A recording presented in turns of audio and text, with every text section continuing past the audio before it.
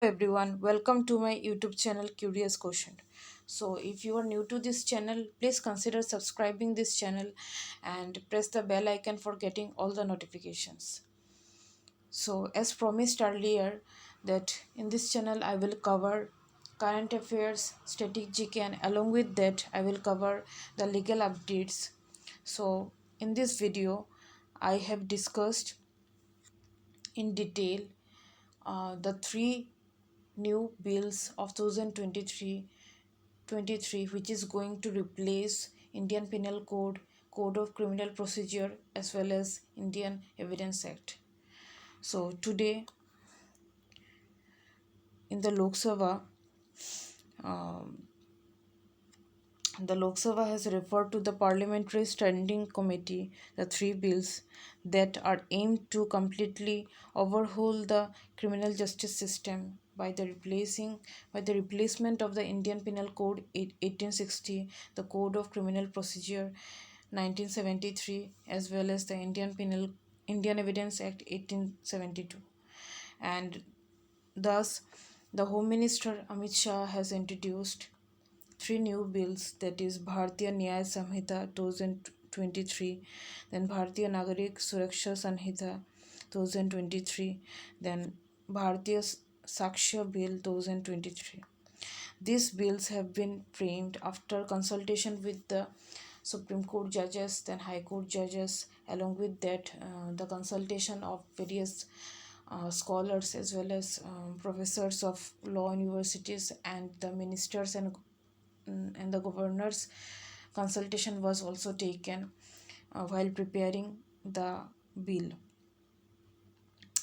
So the main purpose of the bill is to introduce some new offenses under the provision of Bharatiya Nyaya Samhita 2023, as well as to introduce certain changes in the um, Code of Criminal Procedure. And further, for drafting this bill, inspiration has been taken from the various committees also. So let us talk in detail what is the main uh, purpose of the bill and what was the changes which was introduced in the entire bill. So the first bill, that is Bhartiya Nyaya Samhita, it proposes to repeal about 22 provisions of the Indian Penal Code 1860, and it proposes changes to the existing 175 provisions and introduces 8 new sections. Further, it contains a total of 356 provisions. So, in the earlier Indian Penal Code 1860, we all know that there are about 511 sections. So if this bill is enacted, so some about 22 provisions will be removed, and thus about 356 provisions will be there in the entire bill. So the next one is, the bill has completely repeals repealed the offense of sedition as given under section 124A of the Indian Penal Code, and the and in this bill a provision has included as provision is included, that is which has covered uh, the acts endangering sovereignty, unity, as well as integrity of India, and thus section 150 of this bill deals with these specific issues. This bill has also penalized the offense of mob lynching. As we all know that mob lynching is one of the serious issue these days. In number of cases, it was found that many people have become the victim of mob lynching, and so thus it is very good that uh, it was included under the provision of Bhartiya Nyaya Samhita, and the same offense is punishable with 7 years of imprisonment or with life imprisonment or with death penalty. The next bill is Bhartiya Nagrik Suraksha Sanhita.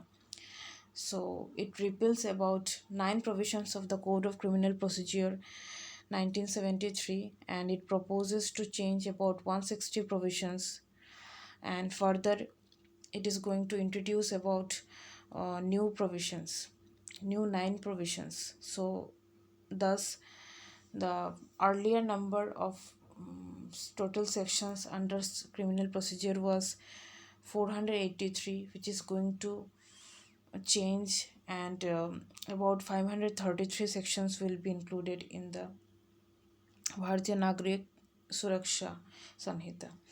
So next bill is Bharatiya Sakshya bill. So Sakshya means evidence. So it is going to repeal about 5 existing provisions of the Indian Evidence Act, and it will going to change about 23 provisions and introduce a completely new provisions. Thus total 170 sections will be included in the entire bill. So there are some of the new offenses which was which is introduced in the Indian Penal Code, um, that is under section 109 of this bill deals with organized crime. So organized crime are those crime in which the criminals are involved in illegal activities in order to earn money, such for example money laundering and many others. So section 110 of this Bhartiya Nyaya Samhita deals with petty organized crime or organized in general.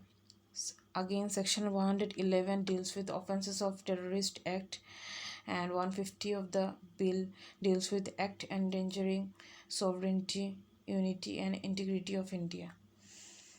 Again, section 302 of this bill deals with the offense of snatching. Now let us talk about the salient features of the 3 bills. So as discussed earlier in this video, that a separate provision of mob lynching will be introduced in the bill. So about and which will be punishable with about 7 years or life imprisonment or with death penalty. Next important feature of the bill is an ex parte trial or conviction of fugitives. So third one is formal provision for zero FIR. This will enable the citizens to lodge FIR with any police station, no matter whatever their jurisdiction is. So as we all know that there is no particular provision which is expressly providing um, any concept of zero FIR in the Code of Criminal Procedure, although the Supreme Court and the court in number of cases has encouraged that zero FIR should be lodged uh, by the, and in case any information is given relating to the commission of any kind of cognizable offense, either orally or in written form, to any officer in charge of a police station, no matter whether it is having jurisdiction or not, the police officer should register a zero FIR, and in later stage it should transfer the matter to the concerned police station. But there is no particular provisions where it is given expressly. So it's very good that this concept has been expressed, is going to be given in the bill expressly. So it will be a mandatory act of the police officer in charge of the police station that he will be bound to lodge zero FIR. And next one is that zero FIR must be sent to the concerned police station having jurisdiction in the alleged crime within 15 days after registration. So in this manner, the time is also the time is also given that, or the duration is also given that within this 15 days the matter should be sent to the concerned police station, so that investigation should be started as soon as possible. Next one is deemed sanction to prosecute the civil servants or police officer accused of criminal offences in case of authorities fail to respond within 120 days of the application. So next feature is digitalization of the complete process, starting from the registration of FIR to maintenance of the case diary or the police diary, and to filing of the charge sheet and the delivery of the judgment. So the thing is that the entire online process, the all the documents, relevant documents will be available online. So the parties can, or the higher court can, uh, anytime they can access the digital copy and use it for during the trial purpose. So the next one feature is the complete trial, including cross examination under the provision of Indian Evidence Act, then appeal to be facilitated via video conferencing.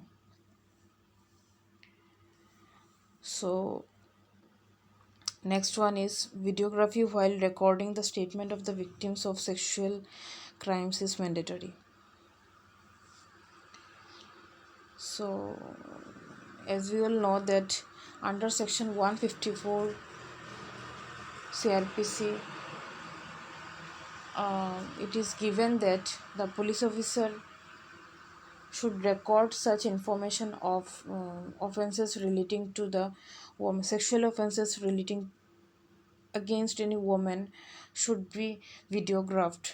So but this provision is not actually followed in the ground level.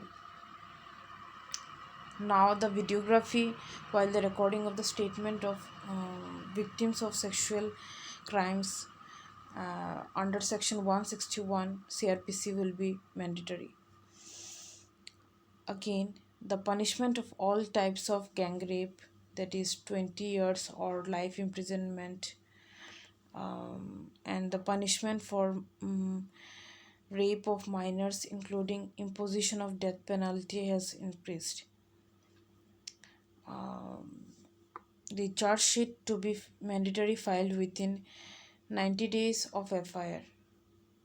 So the court may extend such time by further 90 days, taking the total maximum period of winding up investigation to 180 days. Next one is court to finish framing of charges within 60 days of receiving the charge sheet. So it will help the general public that the entire process of investigation as well as trial will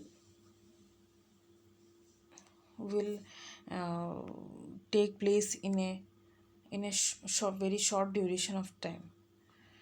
So next one is judgment to be mandatorily delivered within 30 days after conclusion of the hearing. Next important feature is judgment to be mandatorily made available online within 7 days of pronouncement.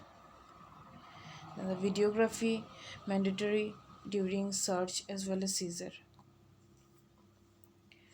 Next one is forensic teams to mandatorily visit crime scenes for offences involving punishment more than 7 years. Next important feature of the bill is deployment of mobile FSLs at district level. Next one is no case punishable with 7 years or more shall be withdrawn without providing opportunity of hearing to the victim. Next one is scope of summary trial expanded to offences punishable up to 3 years which will reduce about 40% of cases in session courts. Next one is separate harsh punishment for organized crime, as well as separate provisions penalizing rape of women under false pretext of job, marriage, etc.